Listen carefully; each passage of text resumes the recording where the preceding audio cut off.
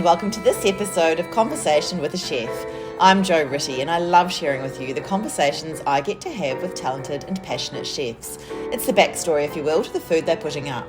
I begin today by acknowledging the Wurundjeri people of the Kulin Nation, traditional custodians of the lands and airwaves where this conversation took place, land which was never ceded, land where communities came together to eat seasonally, locally and without exhausting resources. I pay my respects to their elders past and present and to any First Nations people listening today. Today I'm talking to Daniel Hilton and Luke Tomuri at Bubba's Deli in Melbourne. Bubba's Deli is lovely. Owners Max and Aleesha have nailed what it means to offer excellent hospitality. Friendly service, delicious sandwiches and $3 coffee. I'm not joking. While getting chefs in to make sandwiches wasn't part of the original plan, it's worked out well for everyone, with friends Daniel and Luke leaving stressful restaurant jobs to have fun every day, wrangling the likes of Mama's Vodka, the chicken schnitzel sandwich with vodka sauce, Bubba's egg and Tayta's Falafel. And then go home at 3 p.m. to socialise, go to footie matches or do whatever they like that they haven't been able to do working in kitchens over the last 20 years. Daniel and Luke love working together at Bubba's, and this was a glorious chat. Another day. Monday's back are always hard after the weekend. Yeah. How did this all come about? You and Aleesha spoke? Yeah, I came in here, so I've been away for 6 weeks, Yep. and then I was walking, and I just lived down in Port Melbourne, but Yep. been down, and I was walking past, I'm like, oh, that looks cool, and I went and had a coffee, and the guy was really friendly, maybe it was Bubba. Yeah, it is Max, yeah. Matt. And I started looking through the thing, and I read about you and Luke, and I was Yep. like, oh, it'd be really great to have a chat. Yeah. No, it's cool. It's me and Luke have been friends for a long time, so it's cool just to kind of just come and just take the stress out of it a little bit and just it's good. It's nice. Yeah. Yeah. It's been a long it's been just got to be a bit more fun. Sometimes it's just too stressful. And I hear. Yeah. And it kills the love, doesn't it? Yeah. Hi, how are you? Good to meet you. Yeah, you too. Yeah. Thanks so much for your time Yeah, today. We were saying before, it's been really nice for you, Daniel, to come here, and it's a bit more relaxed than what you've been doing before. So, So what happens at Bubba's? Can you tell me a little bit about what you do here? Yeah, so I think that, Max, who's the owner, he set up this concept, which we actually had a conversation about at our staff party a few weeks ago, and we, for someone that's I've been in hospo for over 20 years, and, I wish that I could have opened up something like this or gone and done it. Someone with no food background's gone and managed to make this happen, and we were out for a bit of a walk one day, and this had just opened up. It used to be Boulder Dash Cafe, I think, back previously. And then we came in and Max was just so personable. And then Luke had just moved down from Queensland, was looking for a job, and it just managed to work out that he'd come in here, and then I was working at the Graham, and then it happened to work that both me and Luke could work together. And it's just, I think it's simple sandwiches. There's so many sandwiches around Melbourne, what they're doing, like whether it's Hector's and Soul's and Dan's Deli and all these places. But I think it's just doing something that's easy, that's fun for us to do, quick service for the guys to come in, get their, the lunches around here for office people are just mental in the orders that come in, and, it's just fun to come to work. We have music going. Max is probably the best boss I've ever worked definitely. with. One of, for sure. Anything you need, he just does it, he helps you, and it's just put the love back into what we do. We're not reinventing the wheel, we're not trying to do the best sandwich in the world, we're just doing something that's approachable. It's easy for us as chefs to maintain and to do with fun and some love, but we just, every day we come to work, I've said it every day in the last 6 weeks I've worked here, it's just been like, every day we walk home, I'm like, man, we just make sandwiches and it's fun, and then we get to go home, have a social life at night time, which I have never done in 20 years. I've worked every weekend, every night, and now I finish at 3 o'clock every day, and I have time to hang out with my friends and that sort of stuff. So that's what's drawn me in. And then people like Max, and there's no politics in this business, there's no massive amounts of staff that work in this business where there's egos and people going behind people's backs to try to get ahead, and that's what the world is. But for us, it's just, we come in, make some sandwiches, people love them, and we get to go home and just do it again. So it's pretty awesome. Pretty happy. But it feels like the essence of hospitality, right? So It sounds like Max has nailed that. Give people good food, but have it come from a place that you're all happy as well. I'm sort of a really big believer in what's happening out the back. comes through the food in some form. And then, so it's focaccia that you're making, is it? So we don't make the bread in-house at the moment. We have a supplier that I probably won't mention because he's inundated at the moment with supply, and we're going through upwards of 200 loaves of focaccia, which we get 6 to 7 sandwiches out of each of them, and it's just he managed to find someone really well. I managed to get onto it when I was at the Graham. I managed to sneak the name out of it and get it on the menu for a little bit. But now we've come in and it's just he's found a really good guy that's passionate about what he's doing, and it's nice to have someone that we're getting supplied. There's a couple places he's supplying to, but to be one of those only places that are getting it, it just sets it, because the sandwich starts and ends with the bread, for sure. Yeah, for sure. And so are they big sandwiches? Are they the ones that are really hard to eat, or are they... the bread's soft enough that, you're not ripping your gums and teeth out. Yeah. Like, a lot of bread I've found, like, there's such a sourdough craze over the past few years, and like you bite anything into sourdough and you're got bleeding gums the next day, or like while you're eating. Yeah. Well, I personally do anyway. I'm the same, and I love crusty French bread, but sometimes it's detrimental to my... Yeah, that's right. Like they are big, they're decent size, and I can't often get through a full one, but that's fine. I can take it home and have it for dinner or whatever. But it's good, man. It's a really good niche. It's just quick, fun, easy, good bread. Yeah, and obviously if you're making so many and it's they're going out the door, that you're doing the right thing. Well, that's it. I mean, we've played around with a few things. When Max first took over and Luke wanted to come get a job, I remember we came in after we had lunch and Luke asked him if he needed any workers, and he goes, I'm a chef, and Max goes, I don't need chefs, I need people that can make sandwiches. And then the funny thing was that Luke's then gone and got the job here, and then I've gone and gotten a job here doing this as a chef. One of my other chefs left the last restaurant I was at to come work with me here, and now we've got 4 qualified chefs in the kitchen when he thought he just needed some people to come in and just slap together some food. But I think the way that we've managed to take what we've learnt over the last 30 odd years combined was to be able to come in and just simplify things and just get it done quicker. And then Max has now found that, all right, this may cost me more money to have chefs compared to casual staff, but there's love, there's passion behind it, but then there's also just some thinking in what you do. Yeah. And probably efficiency and some of those... Yeah. Expedite, like when I came in, it was we were putting each loaf in the oven to pre-cook it and then taking them out. But if you run out of bread you get a bit of a rush, you run out of bread when you're waiting for bread to come out of the oven. But now we just put it on a flat grill. It takes 30 seconds, because it's charred. So it's just expediting things that I could do. And then when I brought Dan on, he just simplified it a little bit even more, and now it's like pumping out sandwiches. And we did 269 sandwiches. That's our biggest one.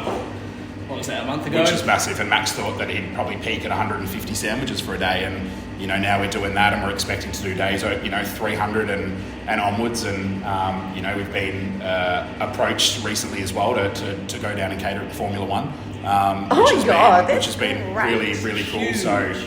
We've been going through the logistics of that, because again, Max doesn't have the hospitality background of going into it, but kind of a bit of the Debbie Downer, and I'll just be like, look, this is the things that can go wrong, and this is the things you have to look at, that it's all fun, there's going to be a lot of money involved with it, but there's also some stuff that you can't always think on the top of your head that you need this, and it could fall apart really easy, and you don't want to ruin and go to the Formula One and do amazing stuff here and then sacrifice what you're doing at the shop. So I think there's a few things in that, but that's another thing we get to go and hopefully do, which is awesome. Yeah, I'm a massive motorsport fan. Massive thing that they approached us as well. They heard from around the street that they said that they needed to brand with us. That was their words, which is fantastic for a shop that's been open since June. So great. You know what I mean? It's not even December yet, and there's so much traction. That is actually amazing. It says a lot. And I think, going back to what you're saying about, chefs making sandwiches, I think some of the simplest things can be the hardest. And to do, if you're doing them well and you're doing them right, to get something that's really delicious that's also quite simple, there's more that goes into it than we think. Yeah, for sure. So how did you choose What is Mama's Vodka? So Max has done the menu before we had even started. Okay, so yeah, we're doing now that we're obviously both on board. We get to do a menu change at the end of Christmas. So we're looking forward to me and Luke being able to collab a full menu and change it up a little bit. I find quite a few of the sandwich places, it's just you get what you get. Hector's menu, I love Hector's Deli, and the food has always been pretty. It's the higher end of sandwiches in Melbourne, but it's the menu's the menu. So I'd really love to bring that restaurant quality in where we just change the sandwiches up seasonally. It's a bit more fun for us, but Mama's Vodka is the biggest selling one. Vodka sauce, chicken schnitzel, lemon rocket, stracciatella, the focaccia, and it's the one we sell the most of. But again, there's 4 ingredients on most of the sandwiches, and that's all they are. But they're massive, and he's named a lot of it after his family. Max's mum makes the falafel at home and brings it in for us. I don't know if I'm allowed to say that she makes it at home, but she does that, and she brings it in, and Max doesn't even know the recipe from her, and there's that little bits and pieces that we have as well, which is quite cool. But it's so good. I love that. Yeah, it's cool. Yeah. And the pizza by the slice, is that So same guy that does our focaccia. Oh, okay. Basically does focaccia style pizza bases that we use, and then we bring them in, we cook them, we top them, and we just kind of change them up daily with what we want to do. Again, alleviates a little bit of the pressure from the kitchen when we're in the weeds. But it's that goes off as well. And the bread and the pizza bases and what he does, our supplier is pretty spot on. Yeah. So that'll be a tough one if there's ever a time where that changes, or if we get too big and they can't keep up with the volume, then there's other questions to ask, and whether or not we go into another shop at some point that has the capabilities to do baking, then that's another story as well. So yeah, I mean, it's always nice to say we make the bread as well, but that is another whole thing, isn't it? And you need more space and more space. Not a baker, dude. No, that's right. I don't want to be a baker. It's a very specialty sort of thing, but we're looking currently at other shops as well at the moment, which is, we got to go out for breakfast yesterday, me, Luke and Max, and drive the streets and look for some current venues that are up at the moment. And cool. Max straight away, as soon as we started, just wanted to get me and Luke involved in ownership for the next ones. And for us as chefs, it's never been an easy way in to get into ownership in hospitality.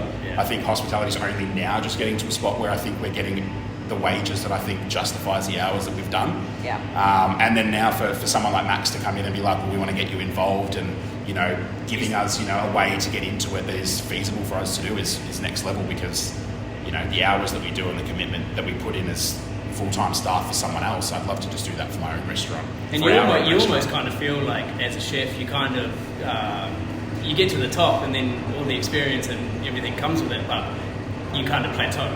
You know what I mean? You get to a head chef, or you get to an exec chef, and then what's next? I'm going to look for another head exec chef job.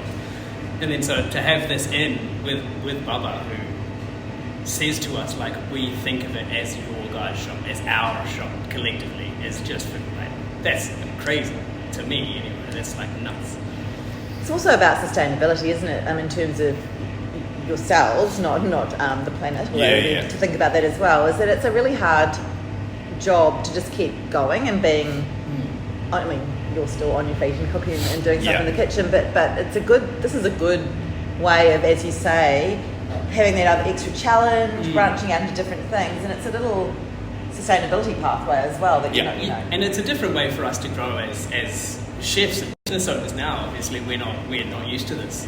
We haven't done this before, so to have that in, and then we can progress our career further, which is amazing too. I've never thought of being an owner, although you always want to. Being a chef, or being in a hospital, being in hospitality in general. It's just like I can't. But I think the sustainability thing is the biggest part. And the reason why I even made the change was I was completely burnt out. And I've probably lost the flame and had to reignite it 2 or 3 times over my career to try to find that love again. And Luke explains it as like my metamorphosis that I've gone through, which was just like the clarity to be like, it's not about where I worked. And I had so much pride, the last 2 years being the head chef at the Graham, and it was an awesome place to work, and I absolutely loved the whole team there.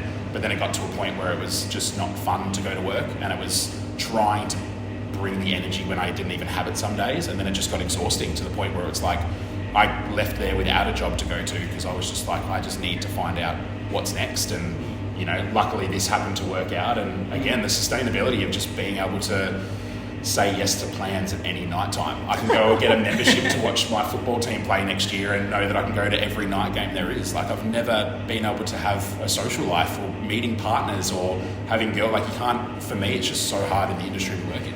That's so true, and I think it's something that if you're not in the industry, you totally take that for granted. Like, how crazy that you cannot even go and see a footy match or go to a birthday, go to a mate's birthday, or something like that. Like, we talk about that, we hear things. it, but the reality of that for 20 years is like full on, right? Yeah, my family doesn't even ask me anymore to come to Christmases or to do their birthdays, or we're doing this on a Saturday. It's like, I can't come. Like, my mum's got an opening of something on the 7th of December, and it's like, we've got a massive party here that we're doing, and it's just like, and it's hard to keep constantly saying no because you want to be there, but at the same time, like, I've always just been in love with hospo and my job, so it's just like, it's always just what you need to do. That's double-edged sword, isn't it? We want to get to that point where we can retire and own some shops and do that stuff, but it doesn't come without the pushing now. The hard yeah.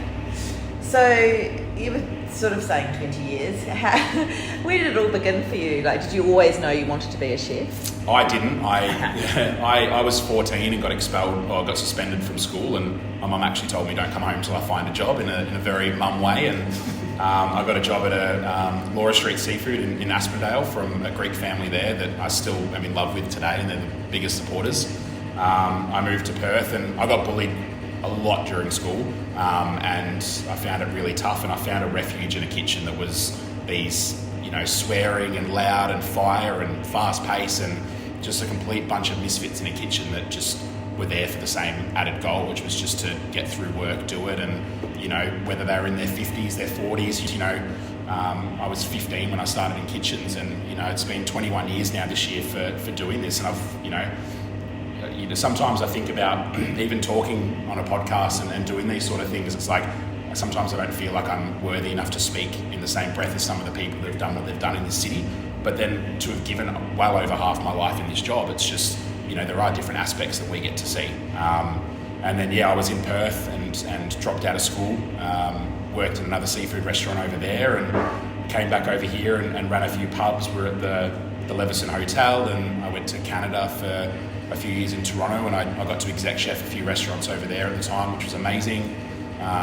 Running quite a few restaurants at Mount Buller, seasonal work up in Byron Bay.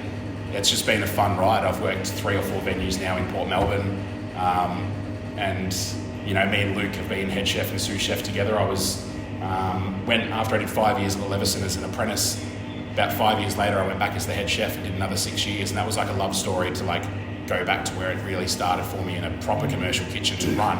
And then Luke came on as my sous chef there, and we got broken up because of COVID, and he moved back up to Queensland, and then I just finished at the Graham and had got Luke down actually from Queensland to come get a role with me there, and then went through my period of just being burnt out, and then him working at a sandwich place and him saying, come make sandwiches. So here we are. That was them. Yeah. So you're originally from Queensland? No, I'm from Wellington. Oh, I was going to say, I can hear an accent there. No, I'm from Wellington. I finished school and I wanted to act. And then my ex-girlfriend went to the acting school in Wellington, so I was like, all right, I'll do something else. I decided to cook, threw my hand in that. I've never heard that story before. Threw my hand in that, and here we are. Moved to London, 20 years old, started cooking over there. All different aspects, like fine dining, catering, bunch of different things, and then I found that for me, the best way was to challenge myself, and I liked to bounce around and move around and have a fresh start and do a new mindset, because to me that was how I grew, individually and career-wise. Yeah. And then I've just continuously bounced around basically, and worked with some great chefs, worked with some amazing people, been to some awesome places, but now Dan offered us a role down here, and I was like, yeah, sweet, why not? Queensland was getting kind of stagnant for the time. I had gone back to the same job 3 or 4 times, just because it paid well, and I knew what to do. I could fit right in. So I took the opportunity to come down here. Obviously didn't end up working at the Graham with Dan found a job just down the road, hated it, so I was like walking past here and asked Bubba for a job, and he was like, I need a sandwich maker, and I was like, all right, well. Heard like 2 weeks later back from him, and he was like, come in, and I was like, sweet, here we are again. You know, fresh start, fresh mindset. Now all I'm doing is it's fun now. Yeah. You know, again, but that's how I grew my career, just bouncing around like London, Portugal, Canada, America, a bunch of places. So. And is there a different culture in each country? Do you have to adapt, or once you step inside a kitchen, it's all the same, or? I think kitchens are kitchens. Generically, it's quite the same. Yeah. Generically, it's quite the same. I think that's very individualistic. It depends who you work with. Like, I work with some terrible people, and I work with some great people. Yeah. So it's like you kind of have to take that on board. Going into this job, going into this industry, you're not always going to have the best slice of pie. Yeah. And what about the dining public? Is that different in different places? Yeah, I think so. I think when I was in Canada and had restaurants, so like doing that, I think the people over there were a lot more, I think, receiving than other. I think Melbourne is just, I mean, it's such an elite city for food. And I think that over the years with different TV shows that have come out and all these sort of stuff, it's made the general public very opinionated, which everyone's allowed to be, but it's made the job very difficult to do because, you know, I feel like you're not going to be able to please everyone no matter what you do. And but yeah, I do think in different places that I've been to, certain, you know, the general public can be slightly different. Yeah.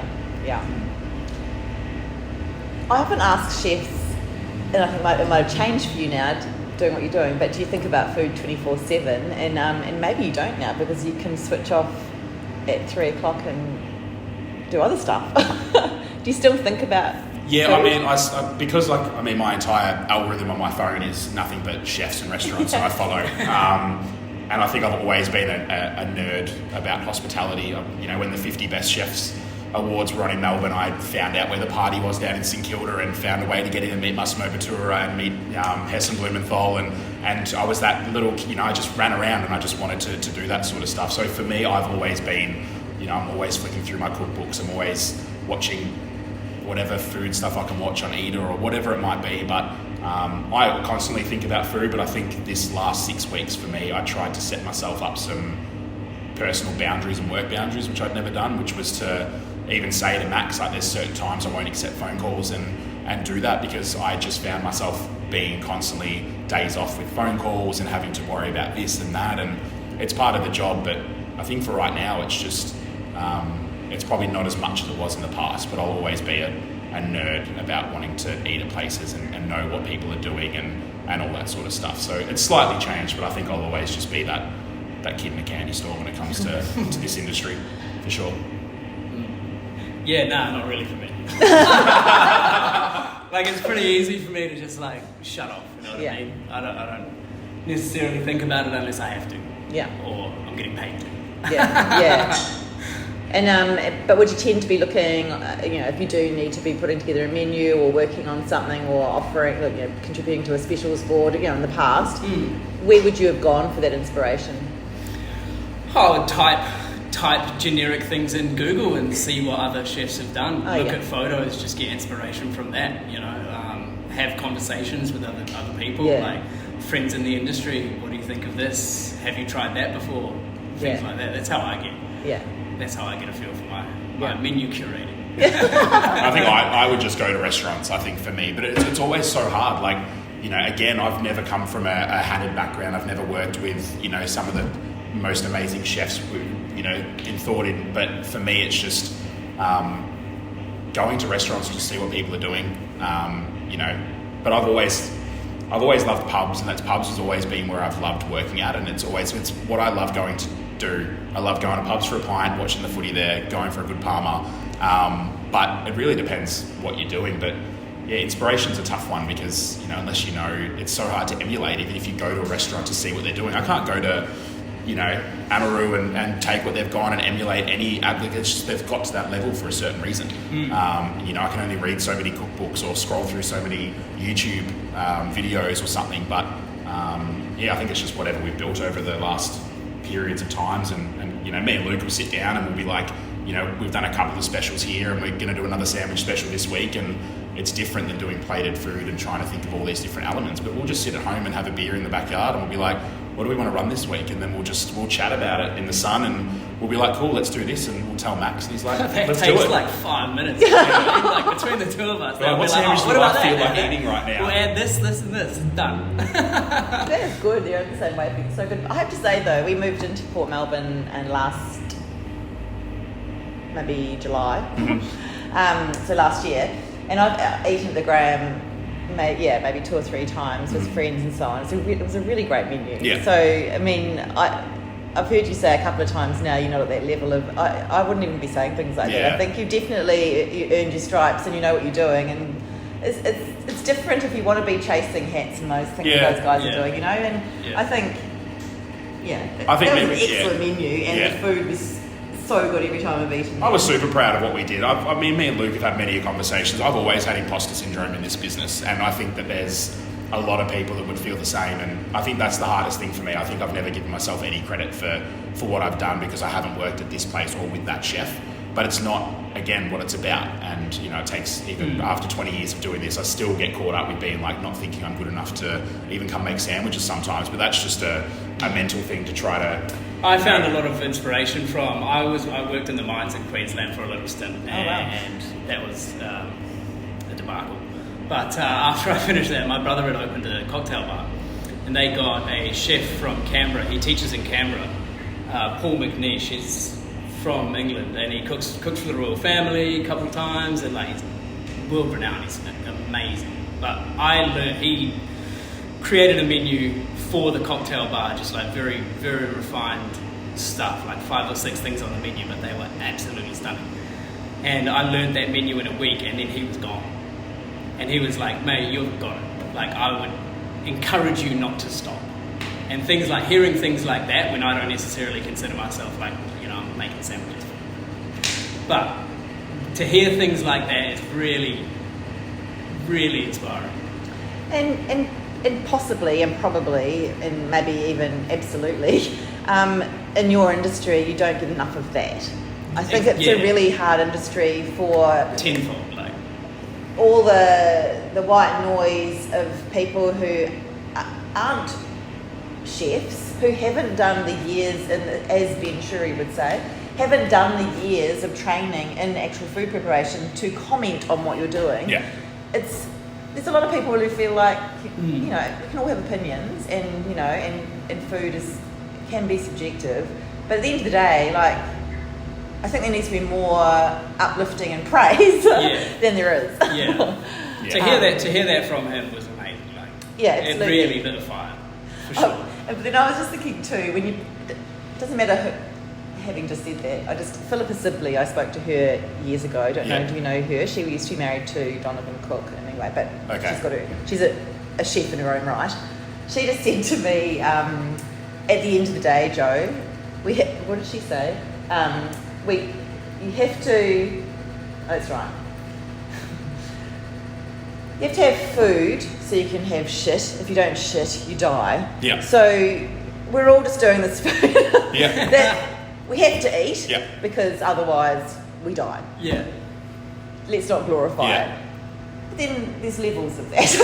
Absolutely. There's levels of the goodness sure. of the process, but and whatever. No, it is. I think sometimes, like, you know, we're not saving lives, we're not doing that, but I think there isn't enough praise in this industry, and I think a lot of people just do rip us down, even online with reviews. And you can have your opinion, but if you're not a fan of the restaurant, you can also just not go back if it's not your cup of tea, or you don't even have to comment. And I just think, I absolutely agree. You don't even have to say. And I do think in this day and age, I think we need to stop giving ratings, because that's like, where do those numbers ruining come everyone's from?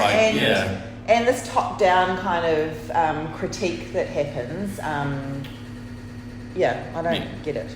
It just gives you, like, you have to compare, you know what I mean? People give you a rating and you're like, oh, but that place got a higher rating, you know what I mean? And they say comparison is the thief of joy. Like, stop comparing yourself to everything else. Like, because, you know, if I can only do the standard of food that I can get to, which, again, I think the menu at the Graham and places were great. I can cook certain food, but my level is got a pinnacle. It's got a point that I've reached, and that's what I can do. And then the steps for the next chefs that can go to certain levels or below, we all set the stone for what the better restaurants are, to have this restaurant here and this on a ladder. Like, and then it's just, it's disheartening when you read something and you're like, But then look at the counterpoint to that, which is I was just hearing that Heston spent a long time in hospital and rehab for like a mental illness because of the toll that to get to that point. So there's, the same thing. I was just listening to his interview, and he was doing 120 hours a week, and he said he was sleeping 20 hours a week when they were doing what they were doing, and it's crazy. And that's what was expected of us to do. Yeah. So that's the side people don't see, right? That's it. I don't know. That's the thing, that you put these hours in and then someone does this and it's like, well, why did I only sleep for 2 hours today and then I've still put everything into this and then I still get chopped down, and it's just like, again, you can't please everyone. I know we're not going to, and I know some people are going to even come here and have a sandwich and they're going to compare it to going to Hector's or going to Soul's or going to these places, but it's like, I hope all those venues do just as well as we do. I know that there's sandwich places in the area that have had said negative things about us because they think that their place is better, but I'm like, I respect all of what you guys do, because you guys, if you post a special on your Instagram, like, I'm like, hell yeah, let's step up and let's do something else now. Let's not compete or compare. Let's just lift everyone else up, because everyone in this area is doing wicked food. This whole area thrives. That's right. I think so, and I think it needs to. I mean, I think there's a few places that have opened up down here, so it's starting to look a bit better. But I think, there's room for everyone. And that's right. If we win, the whole community wins. Yeah, absolutely. That's good. Yeah. Well, maybe with all that in mind then, what would your advice be to a young person starting out in the industry? Do it with everything you've got. Not to say that you're not going to make it otherwise, but just put everything into it. Don't drain yourself, don't do 120 hours and sleep 2 hours a day, but if you're going to do something, I think give it everything you've got. You never know what can come up or how good you can be. Yeah, it's a tough one. I've had people ask me this question over the years and my answer's changed, and there's always going to be that cliche answer of don't get into this industry, because it is so, from what I've gone through and being in the era, like the time that I went to in those early 2000s, and like I said, not going to birthday parties, not going to weddings, not going to this, it was brutal. But then the people that I've met, even my best, from Luke to my best friend as well, Paddy, who's head chef for a restaurant, we've worked together, to hospo people that I live with that we've worked with. I've made the best friendship group out of people that I've worked with in hospo. So just be prepared for... There's a lot of sacrifice. There's a lot of sacrifice, but I do think it's worth it, and I do think this is the best industry in the world, and I love what we get to do, because we, even just coming out here and the customers that you meet, and then all of a sudden you become friends with customers just because they resonate with what you do, and then I think that's the best. So I think be prepared to work hard, and it is a very hard job, and it can get very stressful, but you get home at the end of the day and it's just let's do it again. Mm-hmm. So it is a sense of achievement as well is big, I think, in this industry. You need to reap the rewards, you know what I mean? Take a step back and enjoy what you've done, because otherwise you're going to kill yourself, man. Yeah. Yeah. Thank you. No worries. Perfect. Thank you. Yeah. I'll be back for Mama's vodka. Please do. Please do. Yeah. No, it was nice to chat. Thank you so much for listening to this episode of Conversation with a Chef with Daniel Hilton and Luke Tomuri from Bubba's Deli in Port Melbourne. You can check out all the goodness on Instagram at Bubbas_Deli. It's BABAS_Deli. or in person at the Deli on Bay Street. They're open every day, and if I didn't stress in the introduction, they have $3 coffees and delicious sandwiches. If you'd like to hear more stories from other chefs, I'm on Instagram at Conversation with a Chef. You can read the chat and become a subscriber at www.conversationwithachef.com. You might wonder why you might want to do that. Well, I think when you subscribe, high tech as I am, low tech, that you then get notified when a new conversation goes up, and then you feel part of a club and think, this is amazing, I wish she'd put t-shirts out for Conversation with a Chef. You can also follow me on Apple and Spotify podcasts, and I would love it if you told a friend about my chats, because that's still the best way to get the stories out there. Once again, thanks so much for listening. Have a great day and bon appetit.